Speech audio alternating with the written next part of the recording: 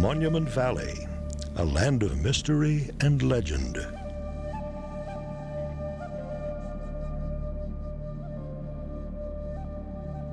Monument Valley is part of the Navajo Indian Reservation that stretches along the borders of Utah and Arizona in the American Southwest.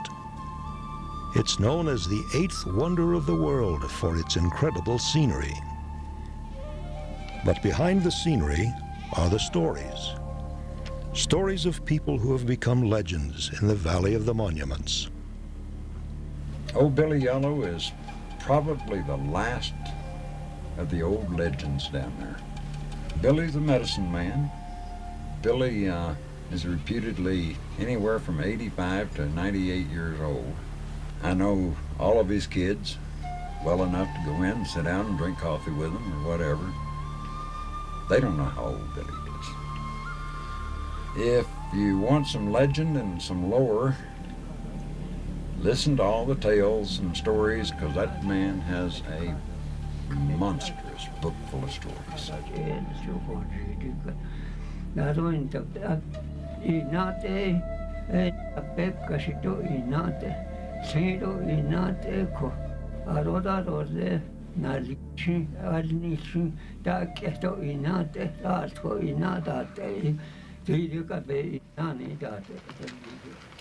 Our story begins in the year 1863.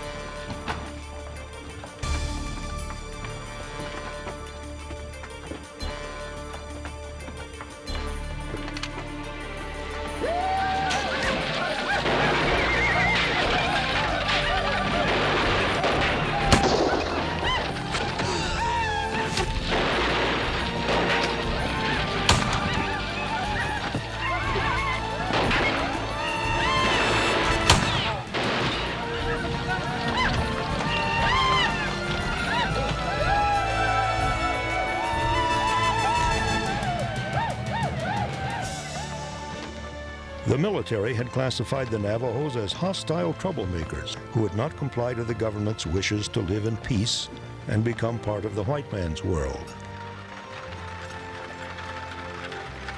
The white man was coming to this country. Settlers, homesteads, ranches. The Navajo felt that if he could drive the white man out of here, the land would become theirs again. So they burned the ranches, they burned the settlements, they killed the livestock, they raided the wagon trains, they took captives, they killed, they did everything they could to make this undesirable for the white man. So, to end the confrontation, the order was given for Colonel Kit Carson to gather every man, woman, and child and relocate them to a reservation 300 miles to the south at Fort Sumner, New Mexico.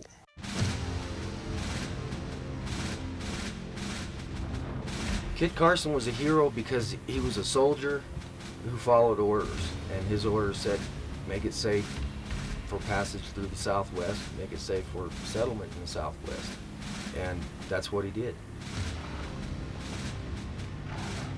We only heard part of it in the history books, what Kit Carson really was.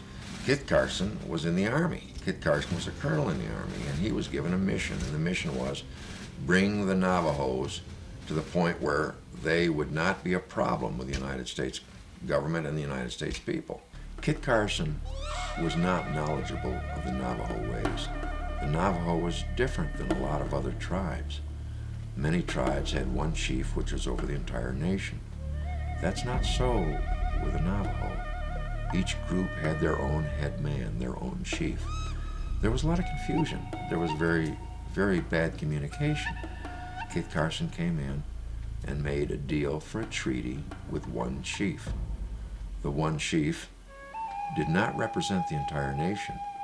Other chiefs didn't recognize this particular chief to speak for them. And when these chiefs raised Cain and started breaking the treaties and causing mischief, well, then they figured that all the Navajos were hostile and troublemakers. Thus, we had the problem.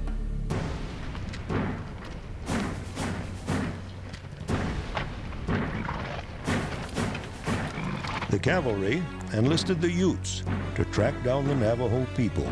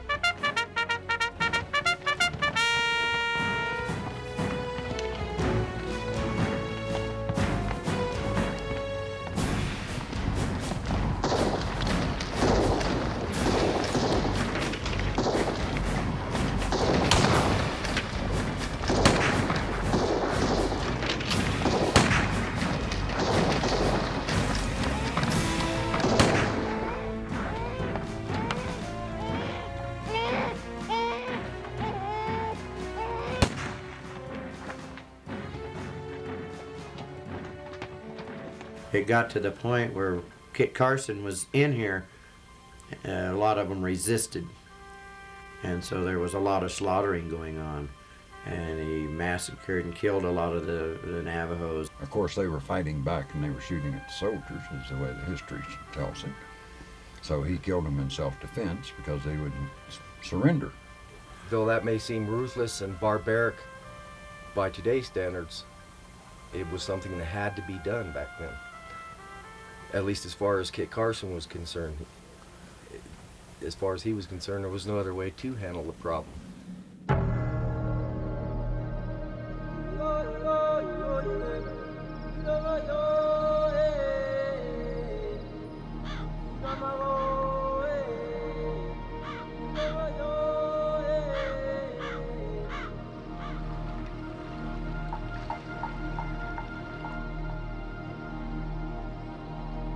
Canyon de Chelly was one of the major strongholds of the Navajo people. They had managed to raise peach trees, and they had some resemblance of crops. They raised sheep, they had cattle, they had what they needed to survive. Canyon de Chelly was really the only part of the reservation I'm aware of, from listening to old people talk and everything, that they lived in groups sufficiently enough that they could be captured and rounded up.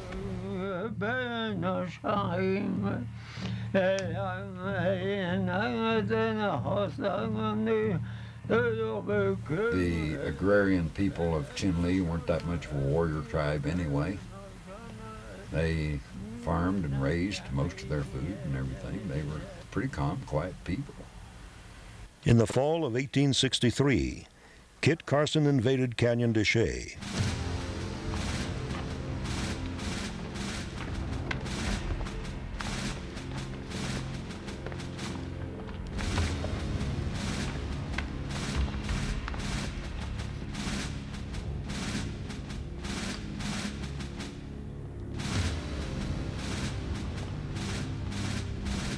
Snipers were positioned along the canyon rims.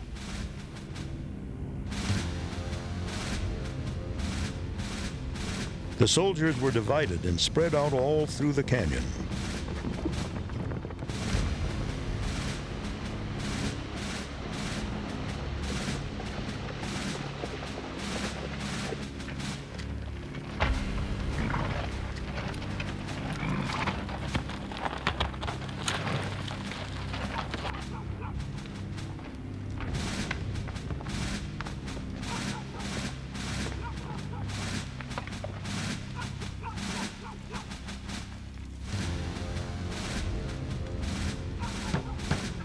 Open the door.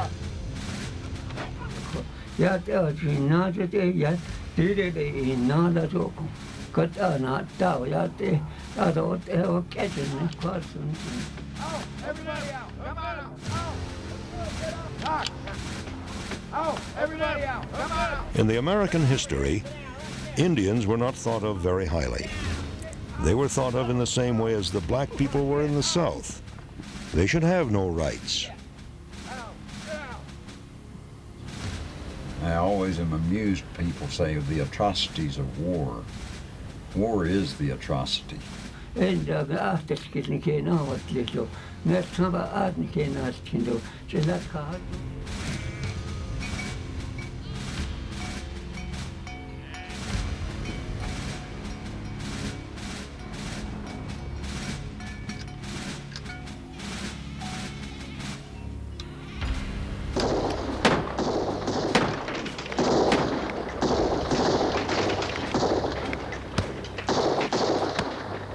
He found it relatively easy through starvation by burning their crops, killing their animals, cutting down their orchards, and essentially starving them down that he could capture them and make a name for himself.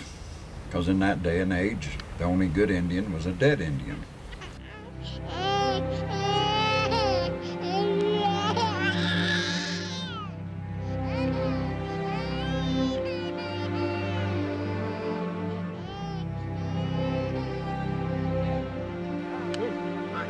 Get on out there.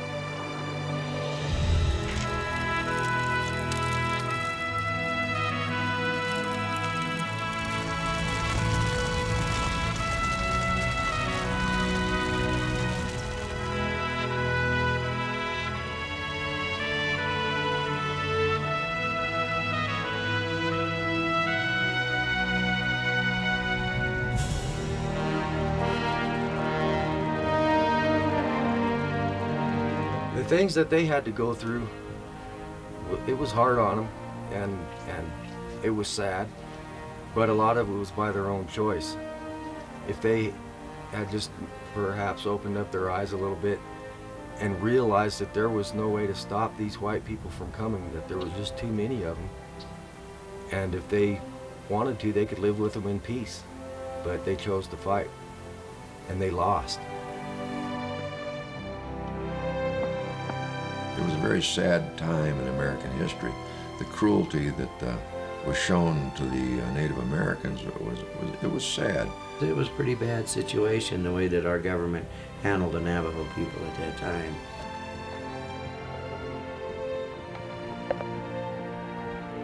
Kit Carson was ruthless,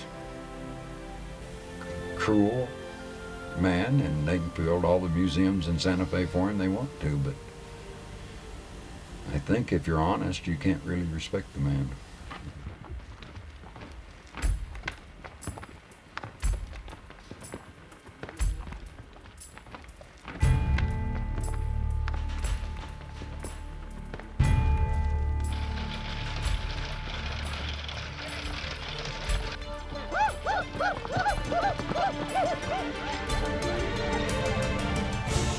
If there was resistance, the Army fought the resistance. There were conflicts all throughout the Southwest.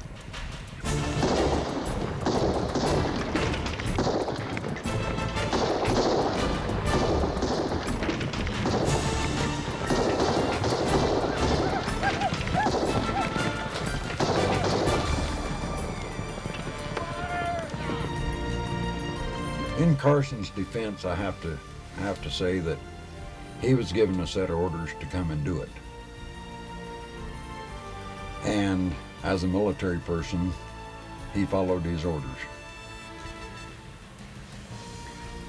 So I guess in his defense, we have to say that. Was it justified? No, I can't justify following those orders. I can't justify burning people's houses down and killing women, children, people that really were no threat to you. The white man didn't want the country anyway. What has the white man done with this country, with the reservation? What would he do with it if he had it today? Nothing. There's not much there. And other than the beauty of the land. So, what was the point of the whole thing? What was the valid point of the whole thing to start with?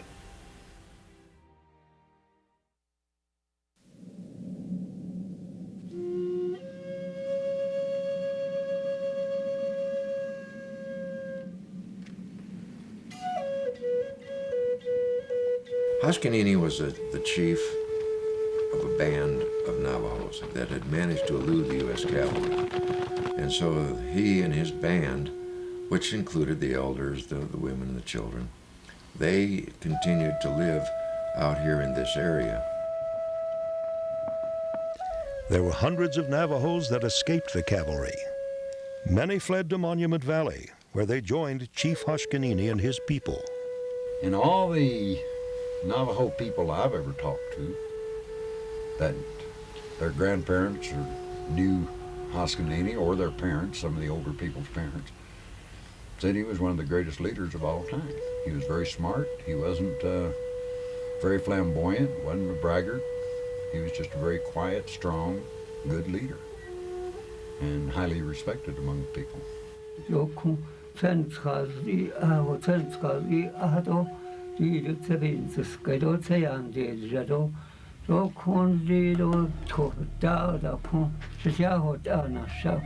Him being the type of man that he was, and he didn't want to give up or nothing. Hoskanini, it actually means somebody that is bitter, and you take hold and you doesn't let anything happen. And so he had a lot of followers, and they all followed him, and they'd hide out in these canyons over here in this basin of Copper Canyon and Nakai Canyon, and they took a lot of livestock with them.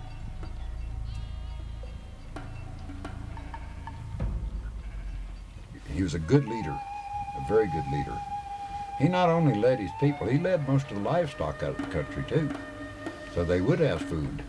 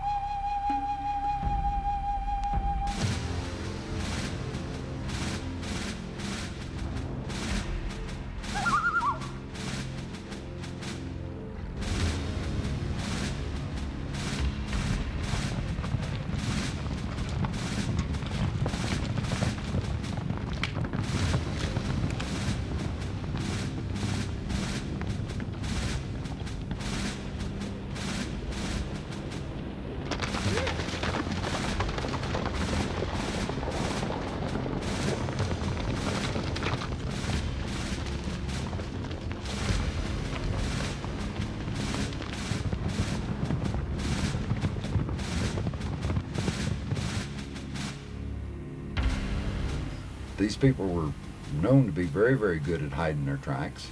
And you get back in some of those canyons, you could hide a whole village of people if you wanted to, and nobody would ever find them.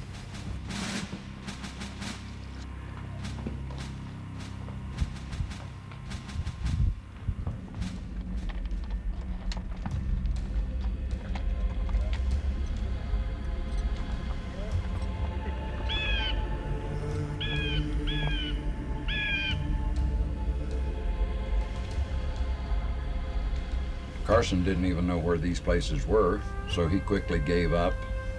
Since there was no food, no basically no forage for the horses, and the cavalry couldn't stand it.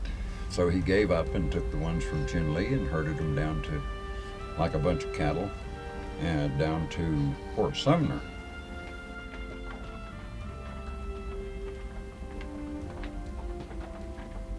Ashkenini and his people continued to live the free life they had always known.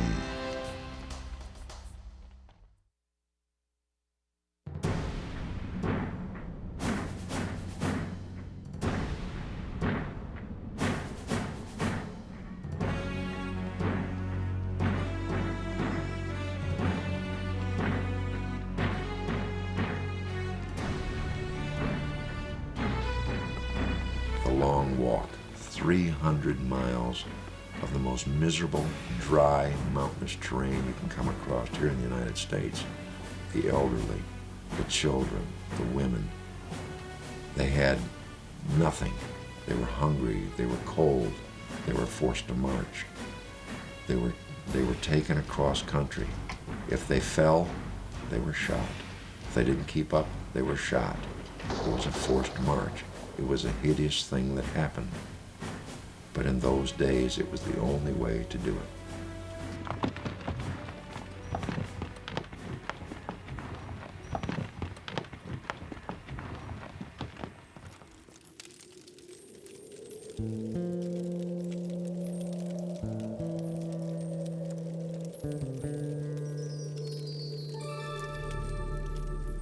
Meet Privates Mitchell and Merrick. Mitchell and Merrick were under the command of Kit Carson, escorting the Navajos to Fort Sumner. During the journey, they noticed the silver jewelry the Indians were wearing. They started to ask questions about where they were getting their silver. The Navajos wouldn't talk. They wanted to know where the silver came from because it was too shiny to be coin silver. So it had to be pretty much pure silver. Where is it? Where'd you find it? Coin silver bracelets have a yellow cast to them. They're not as bright. So where did they get the silver to make the bracelets?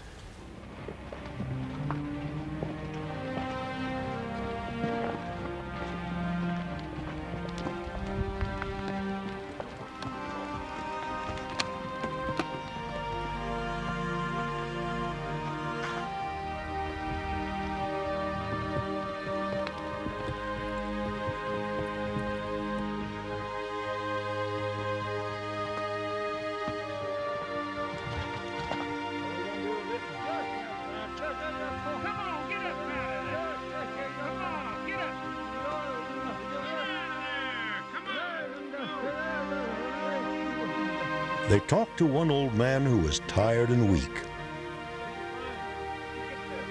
If you cooperated with your captors and if you would tell them things that they wanted to know, then you probably could get a few special privileges.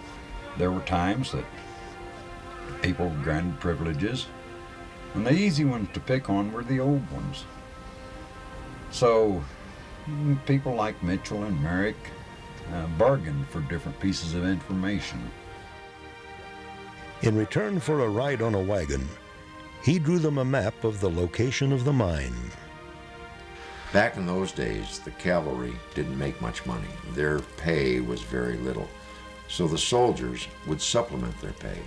They'd trade this, they'd steal that, they'd take this. They did what they could to make a few dollars on the side. The idea behind Fort Sumner, I believe, was to isolate and control this group of Navajo people. It was to teach all the Indians of all lands a lesson that if you don't do like the white man says, we'll walk you to death, or we'll starve you, or it was strictly a control mechanism. It was utter cruelty. Finally, I guess